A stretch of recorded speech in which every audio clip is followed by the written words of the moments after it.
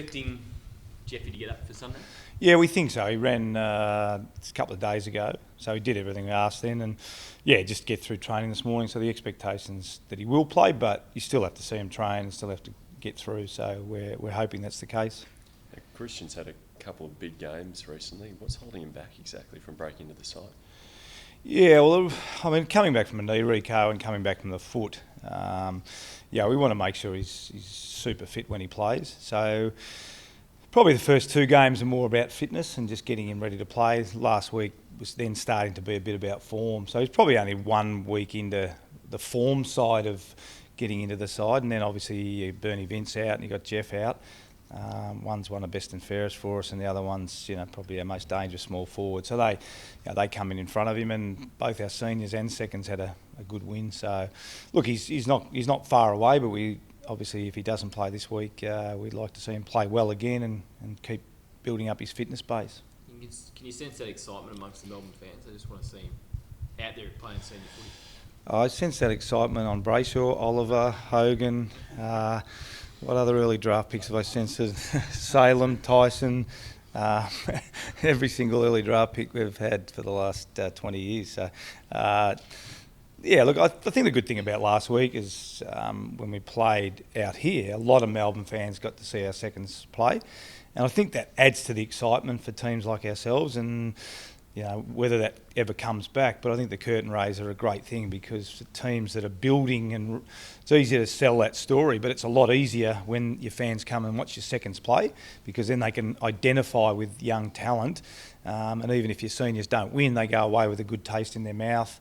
So that's a good initiative, and the fact that they all saw Christian play and a number of other players, Sam Wiedemann, Liam Hewlett, Mitch White, a lot of our younger players. I think it does add some excitement to the Melbourne fans. What advantage is there from your experience in holding a bloke like and tracking back and making him not like it? Well, it's not so much holding him back. I guess when you come back from a Rico, we probably thought.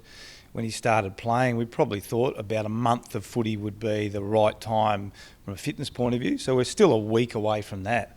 And then obviously there's a form side of it. So it's really not so much holding him back. I think we're about the stage this week or next week where the form component kicks in. And then you start to look at the team, the balance, all those sorts of things. So look, our obligation is to make sure when they do play, they're ready to play. I think we put our hand up a couple of weeks ago and said we picked Angus a week early, and we saw how much better he was last week for going back. So, this week we've rested Clayton Oliver. It's a bit of a gut feel, but it's a long year for those boys that have stepped up.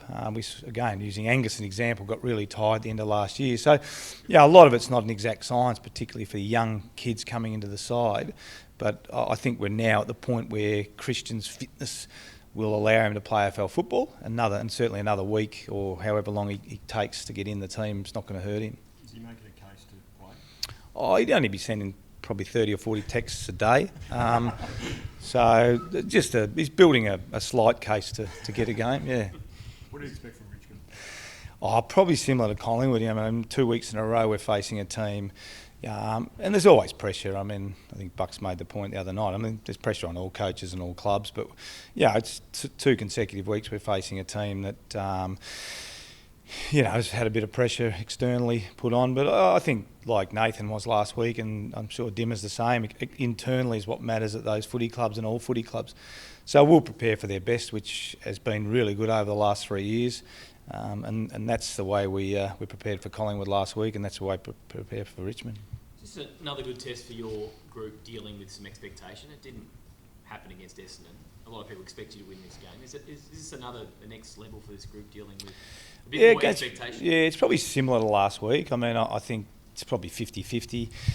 I suppose as coach, you never worry who's favourite and who's not favourite, because where we're sort of coming from and building, you're generally going in most weeks as underdogs, but that doesn't really determine our week. It doesn't determine our mentality. Neither does expectation externally. I think what we've seen this year as a team that's continuing to improve. Yeah, we were really disappointed with Essendon, but I think everyone's underestimated Essendon. I said at the start of the year they're going to be much better than what people thought, and we've seen their body of work in a month has been pretty solid, has been pretty good. They've got some good players. So whilst we were disappointed with that game, our expectation internally is we just got to try and keep getting better week in, week out over the course of a long season, and that doesn't change this week. I mean, Richmond have played finals, I think, the last 3 years. So, in that period of time, they've been a very, very good team. So what are you looking for exactly from your side this week? Is there anything that sticks out, a message you're trying to get through? Well, it really is around consistency, and I think when you listen to the players talk, internally and externally, they're starting to understand what we want them to be able to do, and that's to play a style of football that we think is going to stack up over the long term, and young teams find a lot harder to do than Hawthorn and Sydney and experienced teams like that. So, our expectation is to come out this week and play the way we have over the first month. And as I said, Essendon was a hiccup, but to play that way consistently, and if you're able to do that, eventually it becomes a habit, and eventually players, you don't have to remind players of certain things in a game. We're still a fair way off that, but we think we're getting closer to that. But another tick for your progress to win 2 in a row. Yeah, look, there's a lot of sort of hurdles and a lot of hoodoos and all those sorts of things, but that's only natural when you go through a period of losing a lot of games over 6 or 7 years. So, we've broken a lot of those. Look, the next stage, two in a row, 3 in a row, to be a good team and a finals team and a top 4 team, clearly you need to string wins together.